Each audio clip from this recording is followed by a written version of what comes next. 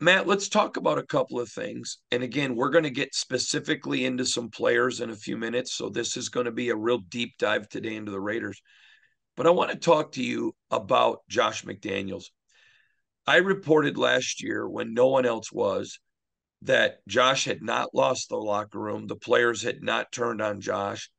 And then, of course, there comes the critics. Oh, you're just a voice piece for the regime, which you know, because we're friends. I don't get paid by the Raiders. We work for the same company.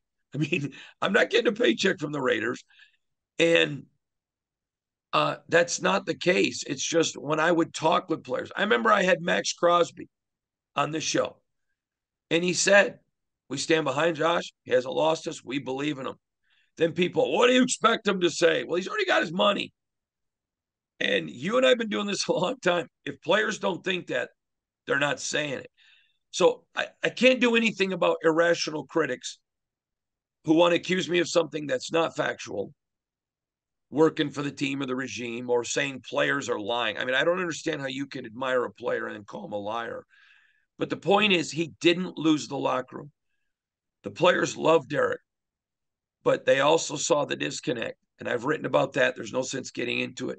They respected him, that everybody was the same. They loved, I had a bunch of players tell me they loved in those epic film watching sessions that Josh McDaniels would rip himself. He would rip his staff. Nobody was above getting ripped. I told the story. I don't remember if it was somebody getting a kicking tee or getting water out in the field for a timeout. I don't remember which one it was, but he's ripping people for not getting that done. I mean, a lot of players like that. Give me your insight on what you think of Josh McDaniels. Well, I think that what we saw, obviously, neither of us were covering it up close and personal the way you are now. But I think we saw when he did lose the locker room in Denver, how it became a kind of a disaster there. Um, I don't think, from what I see as an outsider, what you've said as an insider, that they're at that point yet in Vegas. I think this year will go a long way in determining what the rest of his tenure looks like there.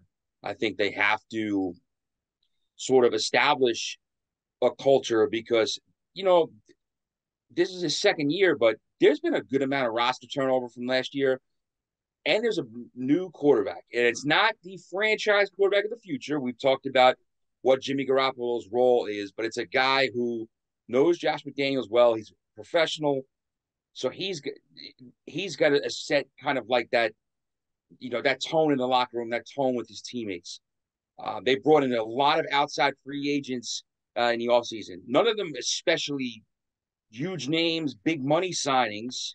You know, like a Chandler Jones was, or some guys, Devontae. even Corey Littleton was a few years ago, guys like that.